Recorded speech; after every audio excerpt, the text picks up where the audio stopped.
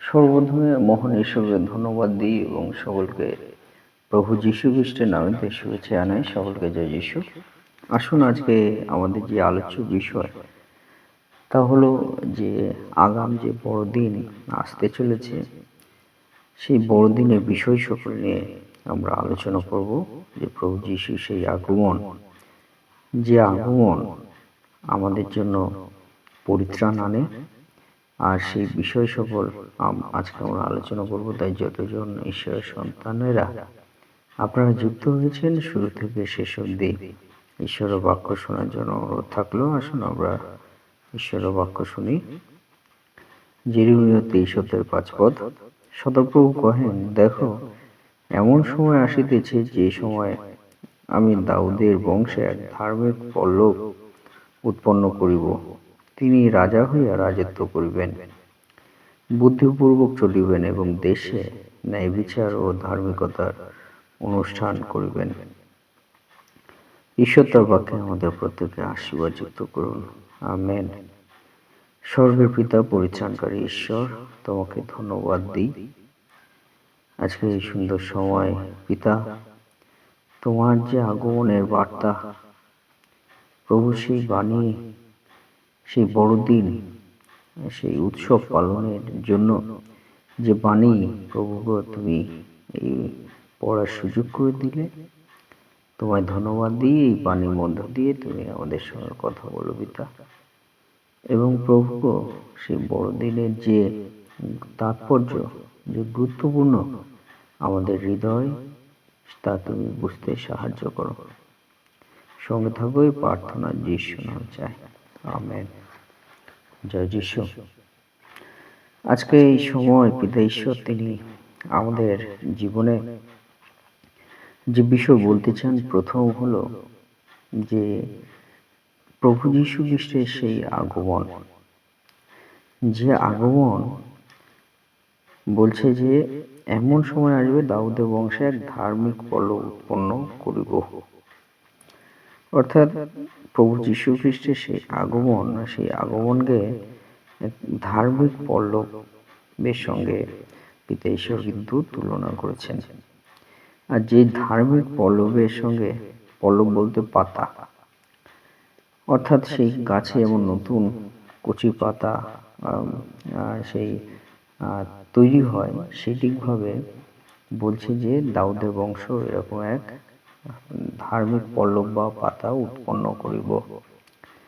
এই ধার্মিক পল্লব বা পাতা উৎপন্ন করার মধ্য দিয়ে পিতা ঈশ্বর তিনি আমাদের মধ্যে, আমাদের জীবনে পিতা ঈশ্বর বলতে চান যে সেই ধার্মিক পল্লব যেমন উৎপন্ন করবেন, তারই ধরুন আমরা আমাদের জীবনে ধার্মিকতা পাব। তাই বাক্যে বলে যে বিশ্বাস হেতু মানুষ ধার্মিকতা লাভ করে। অর্থাৎ ধার্মিক ব্যক্তি কিভাবে বাঁচবে? বিশ্বাস হেতু। অর্থাৎ সেই প্রভু যিশুতে আমরা বিশ্বাস হেতু ধার্মিকতা আমরা পাব। তাই আমরা ধার্মিকতা অন্য কোনোভাবে পাই না, কিন্তু শুধুমাত্র বিশ্বাস, প্রভুতে সম্পূর্ণভাবে বিশ্বাস যদি আমরা করি, সেই ধার্মিকতা জীবন আমরা পাই। আর পিতা ঈশ্বর কিন্তু সকল সন্তানদেরকে বলতে চান যে বড়দিন, যে যীশু খ্রিস্টের আগমন, সেই আগমনে কিন্তু পিতা ঈশ্বর আমাদের জীবনে ধার্মিকতা জীবন দান করেন বিশ্বাস হেতু। এবং বলছে তিনি রাজা হয়ে রাজত্ব করিবেন। অর্থাৎ যে প্রভু যীশু তিনি আমাদের রাজা হবেন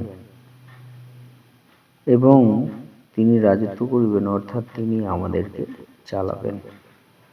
আজকের দিনে পিতা ঈশ্বর তিনি আমাদেরকে কি বলতে চান, যে প্রভু যীশু তিনি আমাদেরকে পরিচালনা করবেন, তিনি আমাদেরকে পরিচালনা করছেন, কারণ তিনি আমাদের রাজা। তাই আপনার জীবনেও পিতা ঈশ্বর কিন্তু ওই একই বিষয় বলতে চান, যে আপনার জীবনে কিন্তু পিতা ঈশ্বর রাজত্ব করতে চান এবং বলছে তিনি তো রাজা হইয়া রাজত্ব করিবেন, বুদ্ধিপূর্বক চালাবেন, আমেন। অর্থাৎ আপনার জীবনে কিন্তু গাইড করার জন্য, সঠিকভাবে আপনার জীবন চলার জন্য প্রভু যীশু কিন্তু তিনি আপনার জীবনে আছেন। তাই সঠিকভাবে আমরা যদি চলতে চাই, তাহলে আমরা কিভাবে চলতে পারবো? একমাত্র আমাদের জীবনে রাজা যদি আমরা প্রভু যীশুকে আমরা করি। এবং বলছে দেশের ন্যায় বিচার ও ধার্মিকতা অনুষ্ঠান করিবে। আমেন। দেশে ন্যায় বিচার ও ধার্মিকতা অনুষ্ঠান, আমেন। সকল কিছু ন্যায় বিচার যিনি করবেন তিনি হলেন প্রভু যীশু।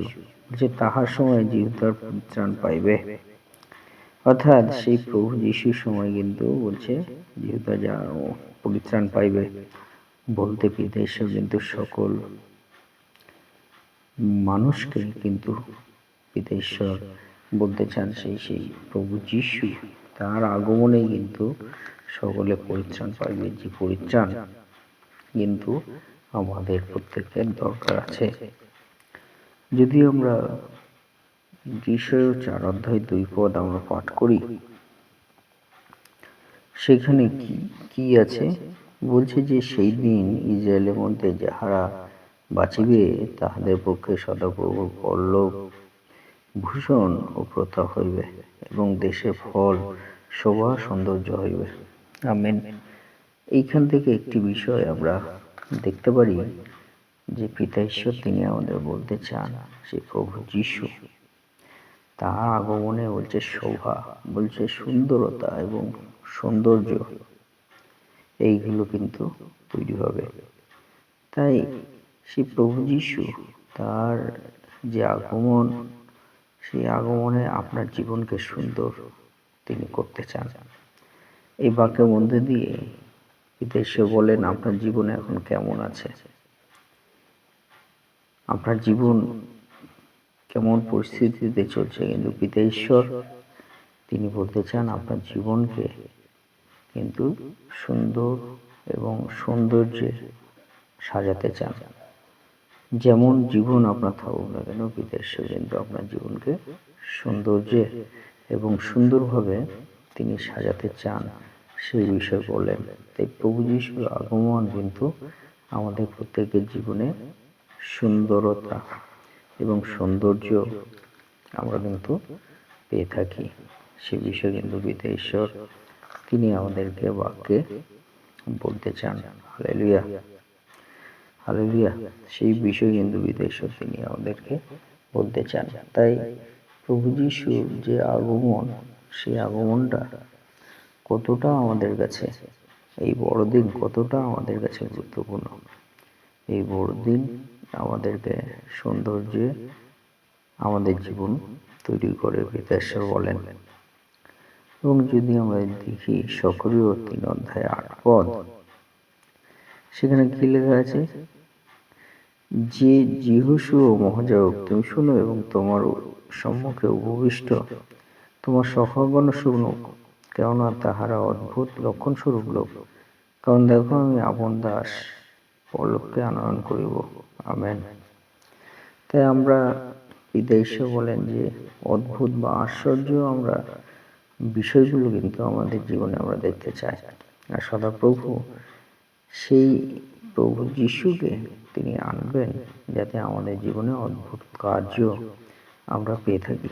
তাই যে মিরাক্কেল বা আশ্চর্য কার্য ঘটে, সেই কার্য ঘটানোর জন্য কিন্তু পিতাঈশ্বর প্রভু যীশু বিষয় তিনি বলেন যে যীশু খ্রিস্ট তিনি কিন্তু যারা চলতে পারে না চলার শক্তি দিয়েছেন, যারা দেখতে পারে না প্রভু যীশু তাদের দেখার শক্তি দিয়েছেন, যারা মৃত প্রভু যীশু তাদেরকে জীবন দিয়েছেন। অর্থাৎ সেই প্রভু যীশু বিষয় পিতাঈশ্বর বলেন যে প্রভু যীশু তিনি আমাদের জীবনে অদ্ভুত লক্ষণ আশ্চর্য কার্য তিনি করবেন, যা আমরা আমাদের কাছে অদ্ভুত এবং আশ্চর্য সেই লক্ষণ প্রভু যীশু তিনি করবেন। এবং এই মধ্য দিয়ে পিতাঈশ্বর বলতে চান যে প্রভু যীশু যদি আমাদের জীবনে আমরা রাখি, তিনি আমাদের জীবনে অলৌকিক কার্য করবেন। হালেলুয়া। তাই প্রভু যিশুর আগমন আপনার জীবনে, আমার জীবনে, আমাদের প্রত্যেকের জীবনে পিতা ঈশ্বর বলতে চান অদ্ভুত কার্য, আশ্চর্য কার্য পিতা ঈশ্বর প্রভু যিশুর মধ্য দিয়ে আমাদের জীবনে দান করতে চান। এবং শেষে যদি আমরা দেখি লুক ১৩ 32, 33, 31, 32, 33 পদ। আর দেখো, তুমি গর্ভবতী হইয়া পুত্র প্রসব করিবে এবং তাহার নাম যীশু রাখিবে। তিনি মহান হইবেন, আর তাহাকে পরস্পরের পুত্র বলা যাইবে। আর প্রভু ঈশ্বর তাহার পিতা দাউদের সিংহাসনে তাহাকে দিবেন। তিনি যাকব কুলের উপরে যুগে যুগে রাজত্ব করিবেন, ও তাহার রাজ্যের শেষ হইবে না। আমেন। অর্থাৎ যে প্রভু যীশু, সেই প্রভু যীশু কিন্তু তিনি রাজত্ব করবেন, তাহার রাজ্যের শেষ হইবে না। তাই আজকে এই যে বড়দিন, যে দিনে প্রভু যীশুর আগমন, আর সেই আগমনের সঙ্গে সঙ্গে বিদেশে বলতে চান তিনি যুগে যুগে রাজত্ব করবেন, তাহার রাজ্যের কখনো শেষ হইবে না। হালেলুয়া। তাই আমরা মনে রাখি যে আমরা যে প্রভু যীশু, তার আগমন এবং তার যে স্থায়িত্বকাল, তা কিন্তু অনন্তকালে। কারণ তিনি আমাদের রাজা, আমাদের পরিত্রাতা। তিনি আমাদের পরিত্রাণ করবেন, তিনি আমাদেরকে রক্ষা করবেন, তিনি আমাদের সঙ্গে থাকবেন। তাই এই বড়দিনে প্রভু যিশুর যে আগমন, সেটা কিন্তু আমাদের কাছে কিন্তু আশীর্বাদের বিষয়। তাই আসুন আমরা সেই প্রভু যিশু, যিনি আমাদের পরিত্রাণকারী, তাকে আমরা বিশ্বাস করি আমাদের জীবনে। তার মহিমা, তার গৌরব আমরা করি, তার ধন্যবাদ আমরা করি। ঈশ্বর তার বাক্যে আমাদের প্রত্যেককে আশীর্বাদ যুক্ত করুন। আমেন। জয় যিশু, জয় যিশু।